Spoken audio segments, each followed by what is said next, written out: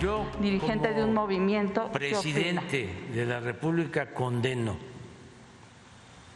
cualquier abuso sexual, abuso en contra de la dignidad de las personas, crímenes de odio, feminicidios,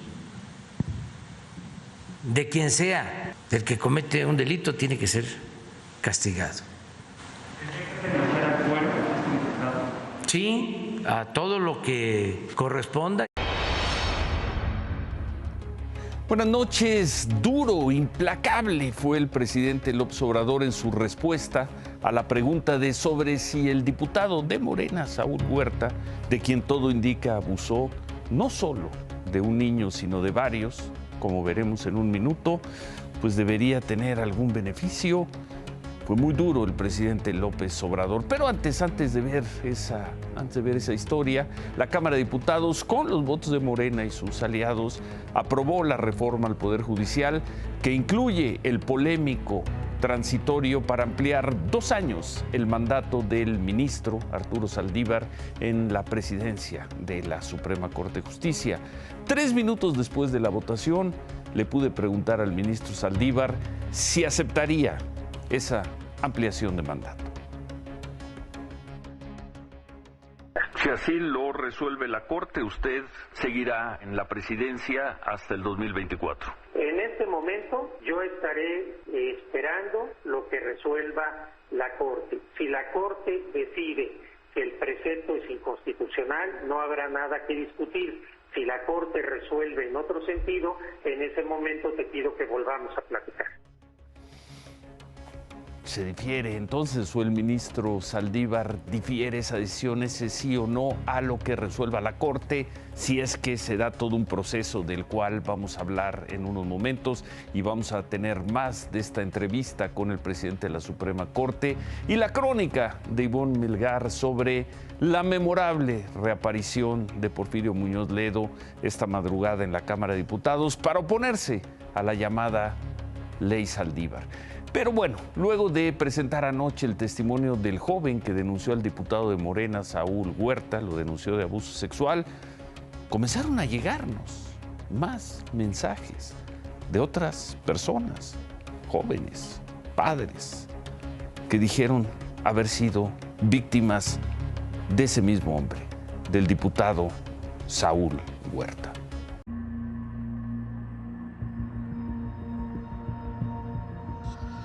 ¿Qué fue lo que te deslumbró del candidato? Me prometió que me iba a meter a la UAP, que entraría a un curso de inglés, que me enseñaría a manejar, que me iba a convertir en su secretario personal.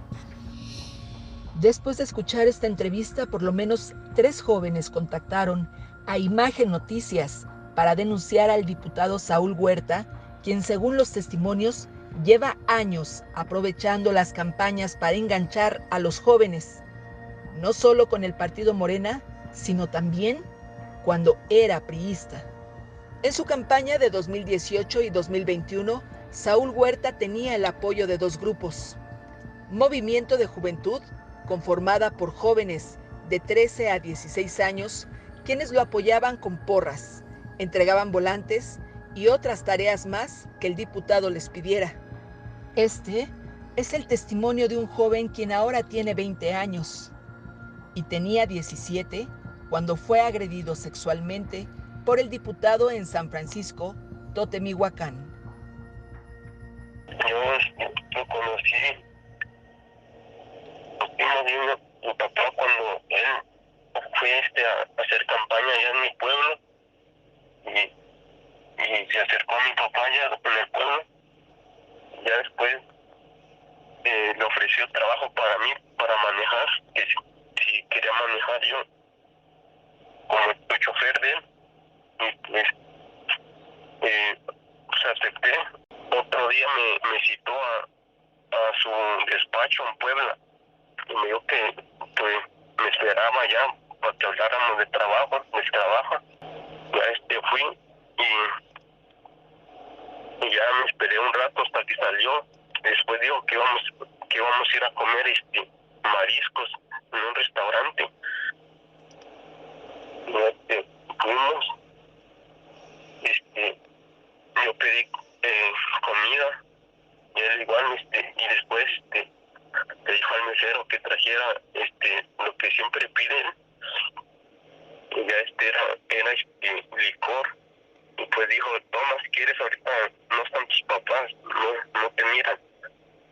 Y bueno, yo lo tomé, ya cuando acabamos de comer, ya yo me sentía mareado, dice, vámonos, vamos a ir a los temazcales. Yo la verdad no sabía cómo era, y yo le dije que sí. Después ya me subí en su carro y después empezó a hablar de cosas de sexualidad, de homosexual, me empezó a enseñar videos de homosexuales y yo de ahí me puse muy como que me espanté y estaba ya mareado. Ya dice que iba a agarrar un baño de temazcal con cada quien. Él se bajó, se puso sus lentes y se puso su gorra para entrar. Yo me dijo que entrara primero y pagó un baño de temazcal porque me metiera yo, pero yo nunca pensé que él se iba a meter ahí después. Ya cuando entra y ya se empieza a quitar la ropa y a mí me dice quítate la ropa, aquí estamos en confianza porque somos hombres. Y pues yo la verdad estaba mareado ya me acosté, ya cuando él me empezó a tocar mi pene, empezó a hacerme a tocármelo de arriba y abajo. Yo le dije que no quería, que no. Dice, es normal de hombre. Me decía esto, yo le dije que no. Ya me quería ir para mi casa. Me vine para mi pueblo, pero él me amenazó que no dijera nada porque iba a estar mi familia ahí. Me amenazó a mi familia y yo la verdad por temor a eso no le quise decir a mi papá, a nadie, y me quedé callado.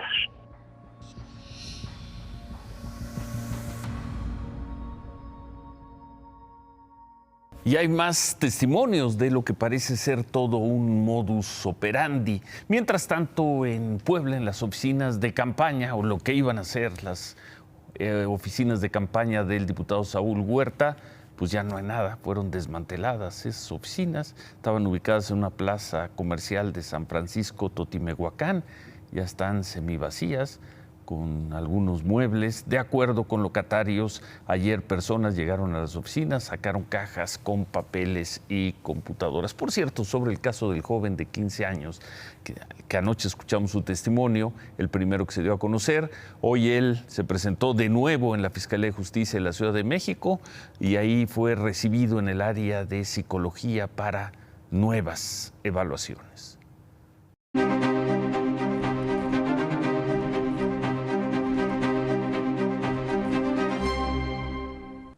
La Secretaría de Salud presentó su propuesta de semáforo de riesgo ante el COVID para todo el país. Sigue siendo un país, ahí lo ven, amarillo, 20 entidades están en amarillo, no hay ningún estado en rojo, 6 están en verde: Guanajuato, Jalisco, Veracruz, Coahuila, Campeche y Chiapas.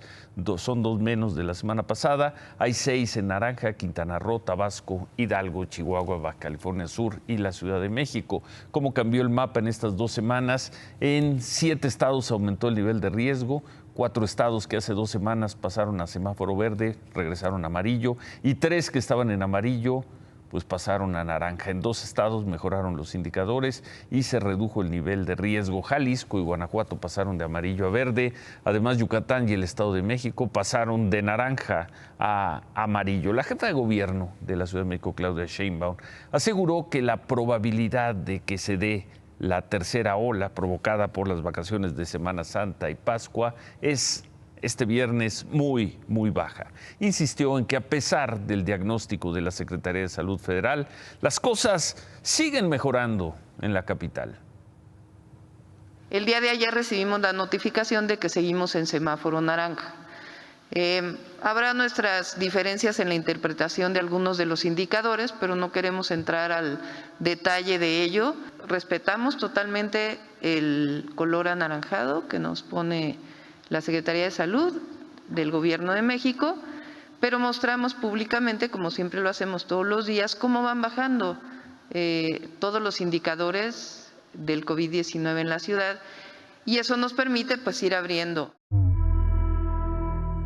Y así fue toda la semana, el gobierno federal, el equipo del doctor López-Gatell diciendo cuidado con la Ciudad de México, y el gobierno de la Ciudad de México diciendo pues las cosas no están tan preocupantes. Vamos a ver por tercera noche consecutiva estas gráficas, contagios, para que no se diga, pues no se ve un aumento, simplemente no se ve en contagios diarios. En hospitalización, que es la cifra central para determinar los niveles de riesgo, el 3 de abril, en Semana Santa, estábamos en 1,844, hoy la ciudad está en 1,393, no hay aumento. Y en pacientes graves, al acabar la Semana Santa eran 883, ayer eran 725. ¿En dónde está el aumento? Y precisamente por estos datos, la jefa de gobierno anunció la apertura de más actividades. Las oficinas corporativas privadas van a poder retomar actividades presenciales al 20% de su capacidad. Las oficinas públicas, sí, se mantendrán todavía a distancia. Los baños públicos y los de vapor podrán abrir. Gran noticia para ellos, al 30%. Se podrán llevar a cabo reuniones de negocios o fiestas infantiles en espacios abiertos con un máximo de 50 personas. Se eliminan las restricciones de horarios en cines, gimnasios y otros sectores, con excepción de los restaurantes, eso sí, que deben seguir cerrando a las 11 de la noche. La vacunación, el promedio de los últimos 7 días es de 350,000. Esta semana bajó el ritmo, ningún día de la semana se superó el 500,000 de dosis. Ese es el promedio de esta semana. Kimberly, buenas noches. Buenas noches, Ciro. Y justamente hablando de vacunas, la Administración de Medicamentos y Alimentos de Estados Unidos, la FDA, dio luz verde para reanudar de manera inmediata la aplicación de la vacuna de Johnson & Johnson. La decisión de la FDA se dio después de que el Centro para la Prevención y Control de Enfermedades diera su recomendación para seguir utilizando esta vacuna.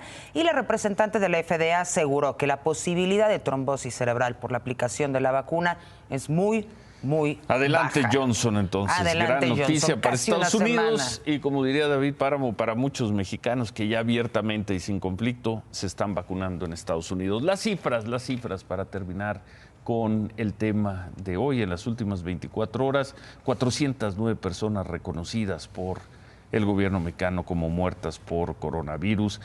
Brasil sigue rondando los 3,000 diarios. Estados Unidos ya es raro el día que supera las 1,000 personas muertas. En los números totales, ahí está la cifra de México. Tristemente, creo que el lunes o el martes estaremos informando que rebasamos en las cifras reconocidas por la autoridad el 250,000 de mexicanos muertos.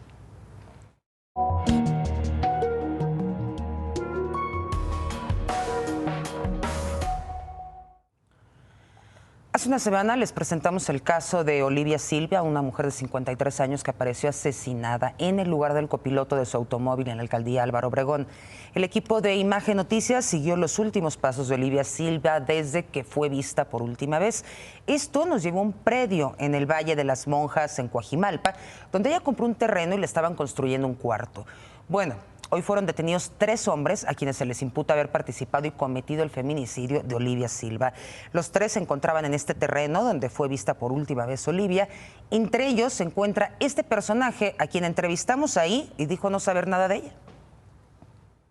Yo platiqué con ella todavía aquí. Era temprano, como que. No, pero no era muy tarde, no eran 10, 11, por ahí hasta menos, pero sí era temprano. Nada más vino exclusivamente a decirle a mi hermano que si le acarreaba unas cosas el lunes, como él tiene camioneta, nada más eso vino. Y bueno, justamente este señor de nombre Álvaro Montesinos, junto con su hermano Adán y un supuesto sobrino de nombre David, fueron detenidos alrededor de las 5 de la tarde. Fueron llevados al reclusorio norte, donde se encuentra el juez de control. Al oriente, me parece. Es correcto, Ciro, al oriente. Ahí se giró la orden de aprehensión en su contra por feminicidio. Y bueno, mañana va a ser la audiencia.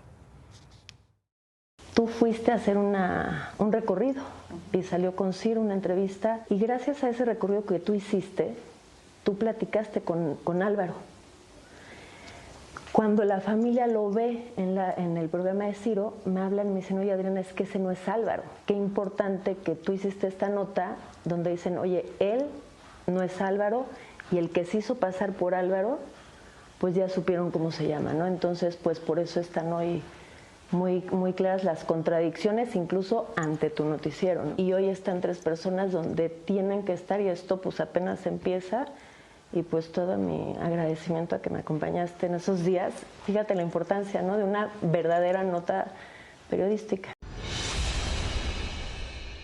¿Con quién habla esta señora? Es con Miriam Moreno, con nuestra reportera que hizo la reconstrucción del crimen, entrevistó a una persona que trabajaba con la señora que fue asesinada, y ahora, de acuerdo con la autoridad, esa persona a la que entrevistó Miriam es el probable homicida. Así es, junto con 2 personas más, Ciro, por el trabajo de Miriam Moreno. Además de estos temas, esta tarde un policía auxiliar de la Secretaría de Seguridad Pública de Guerrero disparó contra una mujer y su acompañante, quienes viajaban en su auto. Esto ocurrió en Boulevard de las Naciones, en la zona Diamante de Acapulco.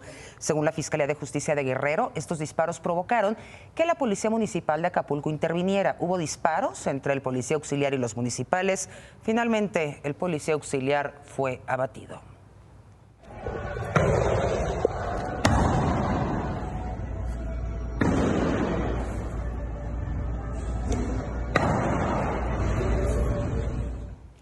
Y el nuncio apostólico en México, Franco Coppola, estuvo en el municipio de Aguililla, en Michoacán, este municipio duramente afectado por la pugna entre cárteles rivales en la zona de Tierra Caliente. Ahí el nuncio ofició una misa, recorrió el pueblo, hizo un llamado a la conversión en los jóvenes que se adhieren al narcotráfico. También se reunió con algunas familias víctimas de la violencia.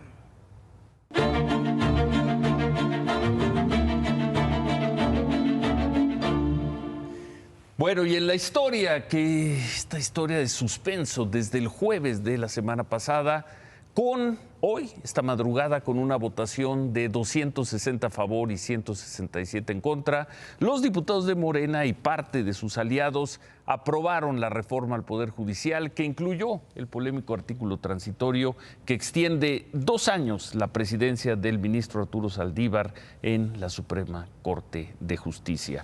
3 minutos después de la votación, el ministro Saldívar rompió su silencio. Lo rompió así. Si así lo resuelve la Corte, usted seguirá en la presidencia hasta el 2024. En este momento yo estaré esperando lo que resuelva la Corte. Si la Corte decide que el precepto es inconstitucional, no habrá nada que discutir.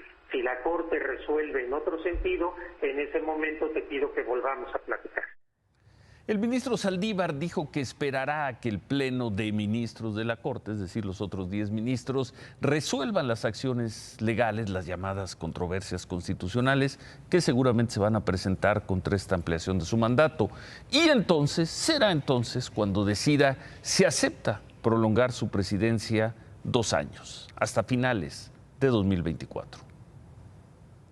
Me siento hasta cierto punto objeto de una serie de ataques, que pues es normal, uno lo tiene que resentir cuando es un servidor público, pero en este caso me parecen totalmente injustos porque se me está criticando por algo que yo no propuse, que yo no decidí y que simplemente estoy tomando una actitud muy institucional, muy responsable y muy seria. Y seré prudente, y seré cuidadoso, y seré responsable. Y si eso implica pagar costos, los pago con gusto. El ministro Saldívar insistió en que no fue él quien promovió la ampliación de su tiempo como presidente de la Suprema Corte. Hace 8 días usted se enteró de ese transitorio viendo la transmisión en el canal del Congreso. Me enteré ese día que iba a suceder eso. Incluso ayer ya el senador Ricardo Monreal lo manifestó expresamente de que así fue, por si hubiera alguna duda. No es que crean en mi palabra, es que así fue. ¿Usted no sabía nada del transitorio? No sabía absolutamente nada del transitorio. ¿Fue el primer sorprendido? Pues sí, realmente no sé si el primero, pero sí fue una sorpresa. Fui el primer sorprendido. Y además enfatizó. Y aquí estamos en un transitorio que debemos ser muy claros, no alarga mi periodo como ministro en la Corte. Lo único que alarga o que prolonga 2 años más es la actividad, digamos, administrativa de gestión de presidencia de la propia Corte. El ministro Saldívar negó categóricamente que la eventual ampliación de su mandato tenga que ver con una eventual ampliación de los años de Andrés Manuel López Obrador en la presidencia de la República. Dijo que son 2 cosas, así lo dijo, que no tienen absolutamente nada que ver. Y aseguró que al tener un interés personal en el caso, se excusará, no participará en las supuestas discusiones y votación de la Suprema Corte cuando lleguen, para ampliar 2 años su presidencia. Por cierto, aquí varios abogados y especialistas nos comentaron que los otros 10 ministros, que podrían ser los nuevos presidentes de la Corte, podrían excusarse también con el argumento que nos expresó el ministro Saldívar. Y preguntan entonces, ¿quién revisaría y votaría la eventual controversia constitucional sobre la llamada Ley Saldívar? En la tarde se difundió un duro pronunciamiento de la Barra Mexicana, Colegio de Abogados, del Consejo General de la Abogacía Mexicana. Expresan que la aprobación de este transitorio violenta los fundamentos del Estado constitucional y democrático de derecho y establece un alarmante precedente en torno a la temporalidad, independencia y legalidad a las que debe sujetarse el ejercicio de los cargos públicos en nuestro sistema de gobierno y muy particularmente en la Suprema Corte de Justicia. El Consejo General de la Abogacía Mexicana formula un enérgico rechazo a esta acción legislativa, dice que es claramente inconstitucional y llama a los ministros de la Corte a que declaren inconstitucional el transitorio que ampliaría 2 años la presidencia de Arturo Saldívar.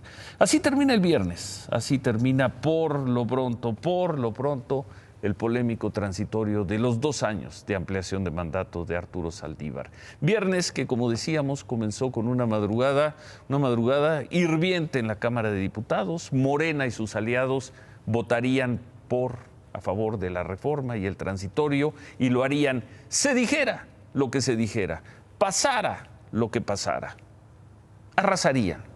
Y entonces, en la madrugada, apareció un ausente, alguien que por la pandemia no iba a la Cámara desde hace más de un año. Y cuando todo apuntaba a un capítulo más de Criticamos como nunca y perdimos como siempre, llegó el decano de los diputados. Los muertos que a gritos queréis matar gozan de cobarde salud. Me opongo con toda la fuerza de mi ser a una violación tan flagrante. El tribuno de la Transición Mexicana rompió su confinamiento para reclamar a sus compañeros de Morena por qué estaban traicionando a la democracia. Ahí está Nacho. Nacho, qué gusto. Nacho Mier, no transmitas instrucciones. No se vale. No se vale, Nacho. Te pregunto, Nacho, ¿por qué me tienen el borde de la renuncia del partido? ¿Por qué me ofendieron? ¿Quién está gritando arriba? ¿Qué trajeron porra, Nacho? No eres de ese tipo. La intervención del diputado Muñoz Ledo, que por reglamento duraría 5 minutos, se prolongó por casi hora y media gracias al recurso parlamentario de las preguntas.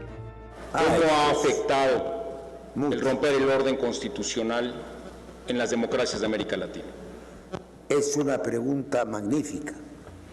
Este es un momento de no retorno.